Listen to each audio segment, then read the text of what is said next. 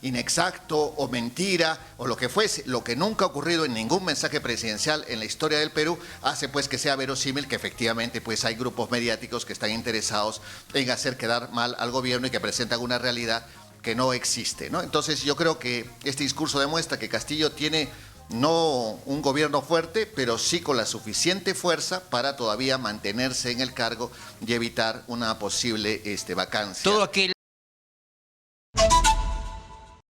Blanca, estamos en vivo desde Arequipa para Exitosa Perú en esta programación extraordinaria para un análisis región por región de lo que ha significado para cada parte del Perú el mensaje presidencial, el segundo de este mandato del señor Pedro Castillo Terrones. Y rápido para ir al asunto, invitamos y presentamos a que nos pueda saludar el sociólogo, analista político, catedrático de la Universidad Nacional de San Agustín, don José Luis Ramos Salinas. ¿Cómo estás, José Luis? Bienvenido a Exitosa. Buenas tardes.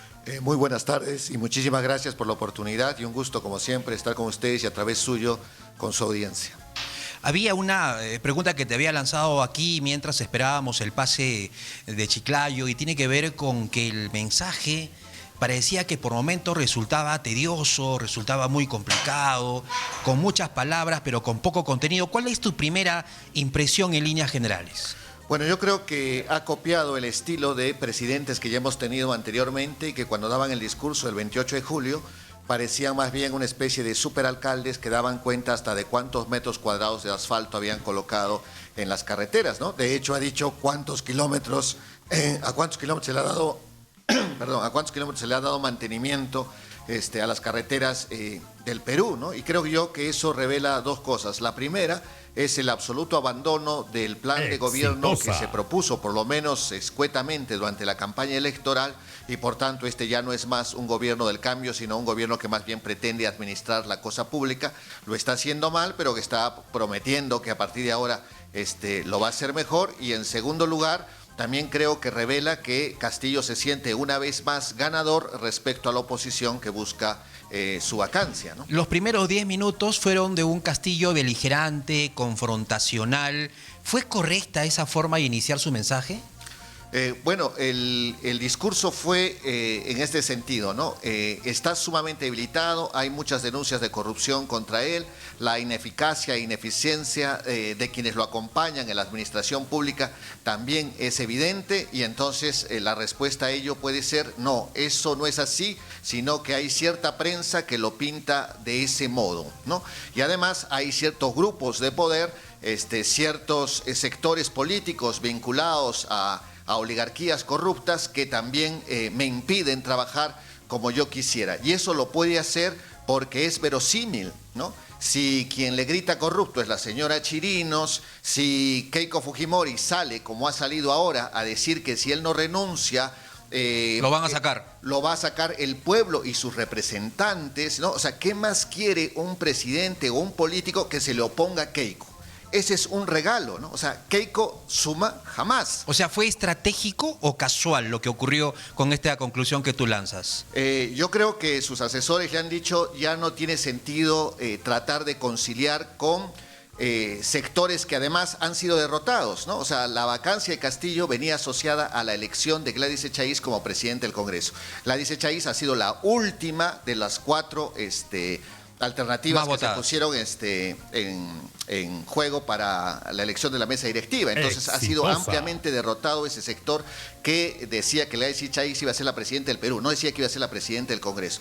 Entonces, arrinconado ese sector, con la propuesta del señor Anderson de salirse del Congreso, y finalmente se salen muy pocos, y esos que se salen no gozan de ninguna representatividad, de ningún apoyo de la población, y atacando a los medios de comunicación que incluso en medio del discurso interrumpían el mensaje presidencial, evitando que la ciudadanía escuche al presidente y tengamos que escuchar los comentarios de los trabajadores de estas empresas mediáticas para tratar de demostrar que lo que estaba diciendo Castillo era inexacto o mentira o lo que fuese, lo que nunca ha ocurrido en ningún mensaje presidencial en la historia del Perú, hace pues que sea verosímil que efectivamente pues hay grupos mediáticos que están interesados en hacer quedar mal al gobierno y que presentan una realidad que no existe, ¿no? Entonces yo creo que este discurso demuestra que Castillo tiene No un gobierno fuerte, pero sí con la suficiente fuerza para todavía mantenerse en el cargo y evitar una posible vacancia. Todo Congreso. aquel a quien confronte fuerza popular queda mejor parado. Por supuesto, si quien va a gritar corrupto es Patricia Chirinos, que no es de Fuerza Popular, pero que en la práctica es lo mismo, quien se va a salir es la señora Norma Yarro, Cabero, que acaba de blindar a Merino, etcétera. Y luego Cueto, Montoya, Cueto, Barbarán. Exacto, o sea, si esas personas van Moyano. a salir, la señora Moyano, que admira tremendamente al más corrupto en la historia del Perú, ¿no? A Alberto Fujimori, preso por ladrón, y ella lo admira tremendamente, ¿qué efecto puede tener que ella le grite corrupto a Castillo? Ninguno.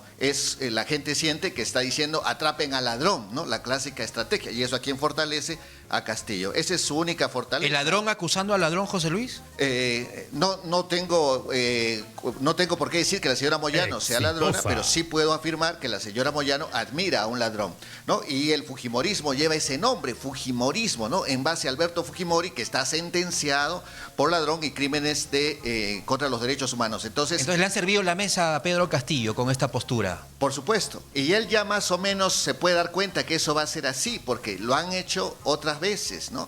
La señora Camones, en cambio, en su discurso, cuando asumió la presidencia de la mesa directiva, dijo: yo soy una militante del partido y agradezco a César Acuña por el apoyo que me ha dado. En otras palabras, dijo: yo voy a hacer lo que César Acuña me diga en la presidencia de la mesa directiva. Y con con César Acuña se puede negociar, ¿no? Se puede dialogar.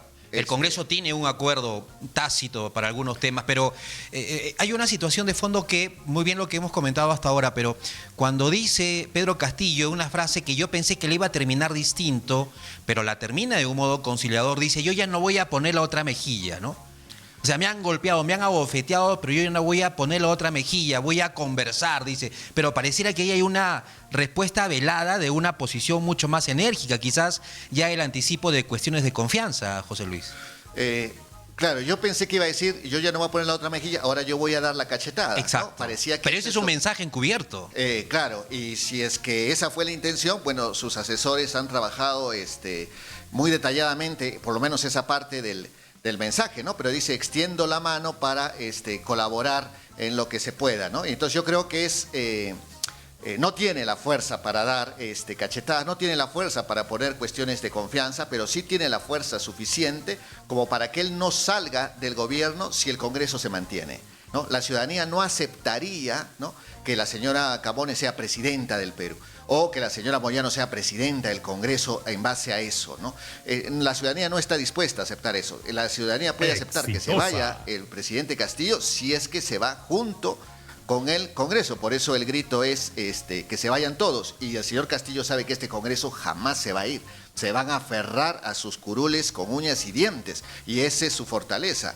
En algún momento, si se ve más arrinconado, presentará un proyecto de ley para adelantar las elecciones, un proyecto de ley que obviamente el Congreso no va a aprobar, porque lo que ellos quieren antes es aprobar la bicameralidad, que es la excusa para aprobar la reelección que los pueda mantener allí, ¿no? Me pareció que lo más importante de Castillo fue los primeros 15, 20 minutos, porque luego hizo ese análisis detallado, creo que innecesario, con cifras inexactas que en otro momento podríamos analizar. Pero desde el punto de vista político también lanza una frase Castillo, una expresión que dice que para él es inexplicable el miedo, el temor que tienen los grupos políticos de poder a los cambios que representa su gobierno.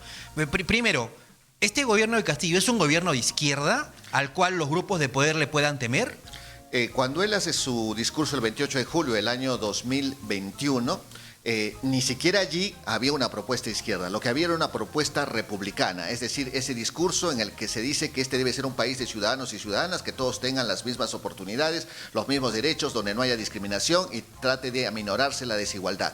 ¿Eso quién lo propone? Hasta el Fondo Monetario Internacional, ¿no? Y se lo ha propuesto no en general, sino ha dicho al Perú: tienes que hacer algo para que en el Perú terminen las terribles desigualdades que existen. Entonces ese no es un discurso de izquierda, pero es un discurso de cambio, porque el país no es así. En este discurso de este 28 de julio no queda, por supuesto, absolutamente nada que pueda ser vinculado a la izquierda, pero lo que es peor, no queda nada que pueda vincularse a un cambio. Lo que el señor Castillo está diciendo es: yo estoy administrando bien el gobierno, pero me hacen quedar mal y voy a seguir administrándolo bien, pero... Sin cambio de línea, ¿no? Exacto, y sus votantes no lo apoyaron para que él administre la cosa pública, lo apoyaron para que haga un cambio, para que disminuya la desigualdad, para que... Nueva constitución. Una asamblea constituyente, en todo caso un referéndum para ver si la población apoyaba o no una nueva constitución, pero era una promesa de cambio. Sus primeros gabinetes apuntaban en ese sentido. Su primer ministro de Economía, reforma tributaria para una redistribución de la riqueza. Ahora no ha dicho absolutamente una palabra de reforma tributaria. La segunda reforma agraria era precisamente para sacar al campo de la situación en la que está. Ahora ha dicho que se está haciendo un censo y con esos datos se va a pedir las opiniones de cada uno de los agricultores y entonces vamos a hacer una segunda reforma agraria de abajo hacia arriba. Lo único que ha buscado es una excusa para decir por qué hasta ahora no se ha hecho la reforma. Si no tiene esa formación, si no tiene esa meta política, a veces pareciera que está muy cerca de Vladimir Cerrón, a veces pareciera que está muy lejos, porque es Cerrón el que busca la Asamblea Constituyente, la nueva Constitución. Si no tiene esa fuerza, si no tiene esa mirada, ese objetivo, ¿por qué los grupos políticos le tendrían miedo? ¿Cuál es el otro mensaje con esa expresión del presidente de la República? Le hicieron una extensa entrevista al presidente de la CONFIEF antes del discurso y su posición no es la de Renovación Popular ni de Fuerza Popular, ¿no? Cuestiona la ineficiencia con la que se maneja la cosa pública, cuestiona las acusaciones de corrupción, etcétera, pero lo que propone en esencia es un diálogo con el gobierno para encontrar coincidencias y a partir de allí impulsar el desarrollo en base a la inversión privada, ¿no? Entonces, al menos ese sector empresarial tiene claro que no hay riesgos a su propiedad, a sus intereses, etcétera, con este gobierno. Lo que sí también seguramente percibe es que el margen de ganancias puede no incrementarse porque no hay las condiciones necesarias para el crecimiento de sus empresas y en ese sentido hay que trabajar allí, ¿no?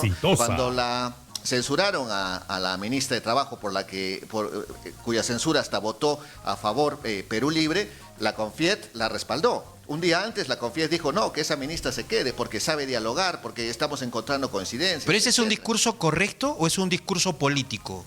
¿O si es lo que realmente piensa la CONFIEP o es más bien un discurso maquillado, es un discurso moderado? Bueno, los empresarios son sumamente pragmáticos, ¿no? Y entonces ellos apoyarán todo aquello que les permita desarrollar sus actividades, ¿no? Y saben que lo que está haciendo Castillo no está poniendo en riesgo eso, pero que el clima de un tanto caótico, el clima de inseguridad. Eso les preocupa. Eso es lo que preocupa porque no son buenos para las inversiones. Pero eso entonces, Fuerza Popular, Renovación Popular, Avanza País, ¿no representan los intereses de la clase de la derecha del país, los grupos de poder? Hay varias derechas, ¿no? Y una derecha moderna evidentemente no se siente representada por esos sectores, ¿no? De hecho, no vieron con buenos ojos que Keiko fuera la que estuviera en la segunda vuelta porque sabían que eso hacía muy complicado que pudieran ganar. Lo que pasa es que estos sectores de Renovación Popular, Fuerza Popular, etcétera,